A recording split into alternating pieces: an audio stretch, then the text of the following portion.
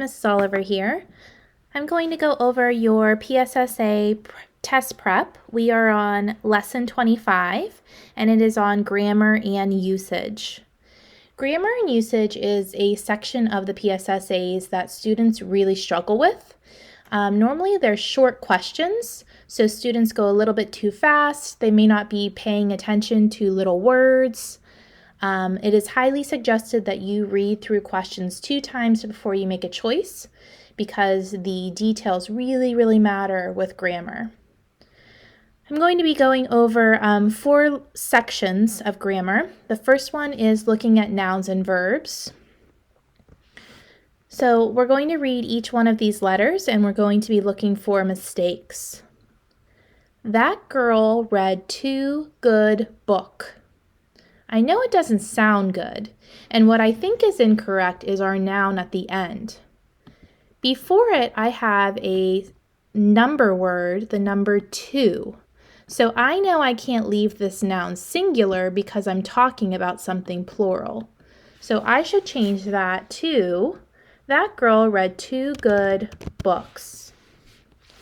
Letter B, the mouses ate all the cheese.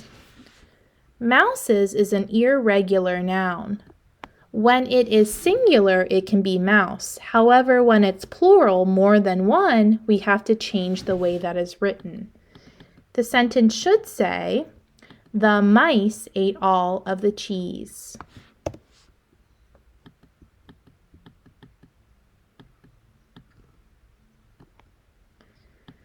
Goodness. Number 3, my sister am tall. Well, we're only talking about one sister, so we should change the verb to is. My sister is tall. Letter D, my dad ordered Chinese food last night. Last night tells me it already happened, so I need to change my verb tense. I need the word order to be in the past tense as well, so I'm going to add an ed to the word order. Dad ordered Chinese food last night. Pete came over tomorrow. Tomorrow is a time word that tells me it will happen in the future. I need to use the word will with my verb. Pete will come over tomorrow.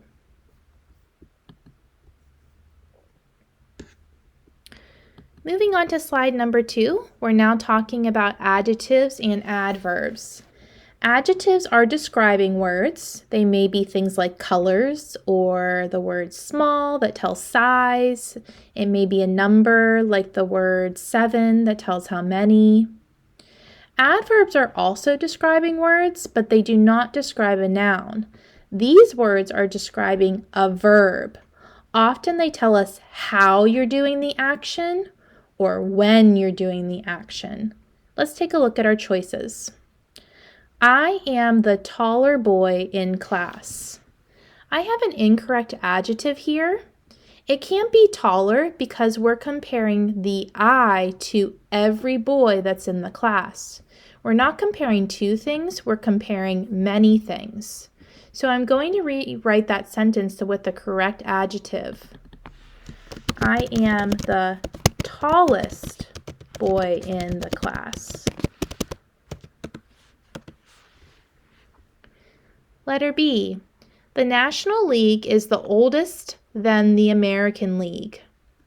I have an incorrect adjective because this time I'm comparing only 2 things. Oldest is when I'm comparing many things, so I need to change that adjective.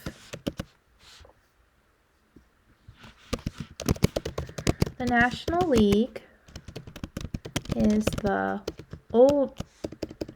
older than the American League.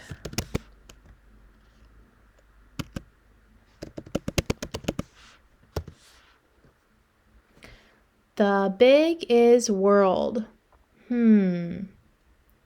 It sounds like our order is incorrect. I'm trying to describe the word world but I have a verb in the middle that's messing up the comparison. So I'm going to change the order. The world is big.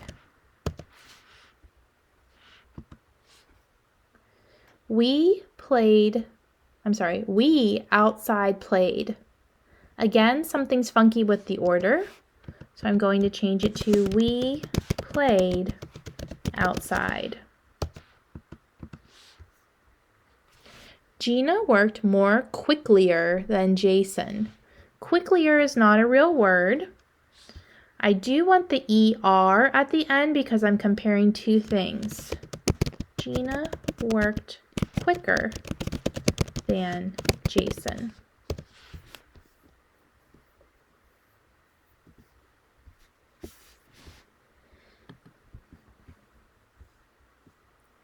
Okay, now let's talk about pronouns and antecedents. Pronouns are words that replace the noun. So if I was saying Mrs. Oliver, I could say she or her. If I was talking about a group of people, like the third grade class, I could say they or we or us if I was included. Let's take a look. Jane hit a home run and then it ran around all the bases. My word is Jane, however, I have an incorrect pronoun. Jane is not an it. It should read, Jane hit a home run and then she ran around all the bases. We have to have a connection between the pronoun and the noun that it is trying to describe.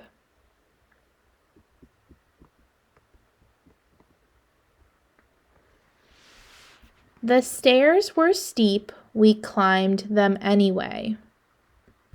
Stuffing was everywhere, the dog chewed on the teddy bear. The skill wants us to combine these simple sentences into a either compound or a complex sentence. The stairs were steep, we climbed them anyway. I'm going to combine this into a compound sentence. And now I'm thinking of a good conjunction. The stairs were steep and we climbed them anyway. The stairs were steep, but we climbed them anyway. The stairs were steep, so we climbed them anyway. I think the word but is the best choice.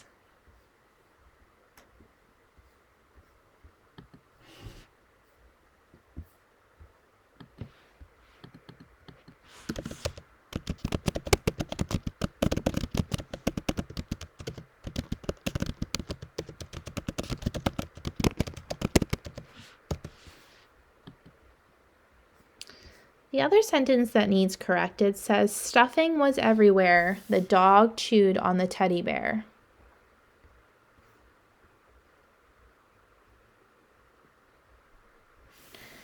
I'm going to also combine this, but I'm going to change the order of the sentence. There's probably a couple different ways that you could write this. You could do stuffing was everywhere, semicolon, the dog chewed on the teddy bear. I do think that it's pretty uncommon for third graders to use semicolons, so I'm going to show you a way that I think is best for a third grader. So I'm going to say,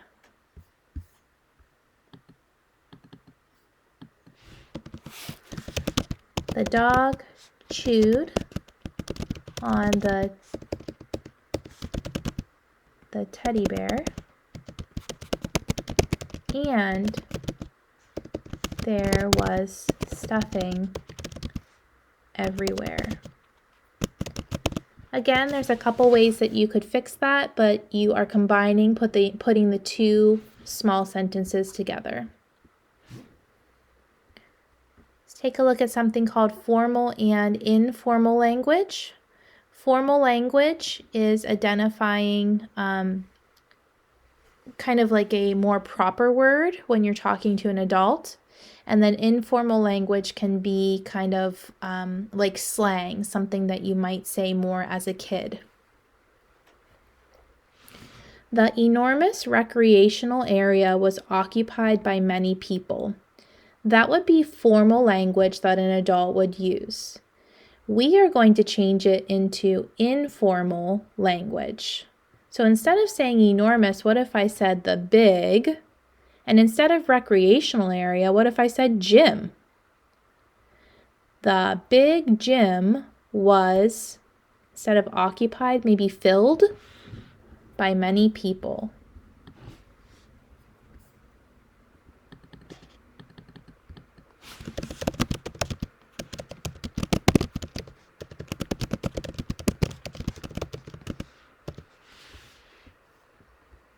The doctor explained that she was under the weather. Under the weather is informal language. It's kind of a saying that we use. So I'm going to instead put this into a formal sentence. The doctor explained that she was ill. Under the weather means you're not feeling well. Some scientific problems are not so simple. What if we rephrase this as some problems are not easy to solve? Just makes it a little bit more informal. Greetings on this morning, Mother. That'd be really funny if that's how you talk to your parents. Greetings on this morning. I think we would just change that to good morning. And probably just Mom instead of Mother. Good morning, Mom.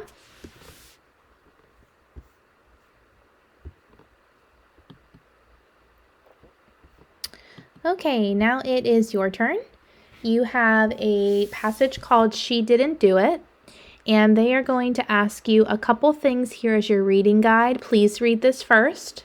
They're going to ask you about using conjunctions and subject-verb agreement, adjectives, and then verbs again. That will lead you to your multiple choice questions. And you also have a short answer. You also have a matching activity on slide 8. You have a short answer on slide 9 with 2 multiple choice. And then finally, slide 10 has another matching for a total of 13 questions. So not too long, 13 problems to try on your own. Please submit and your teachers will provide you some feedback. See you next time.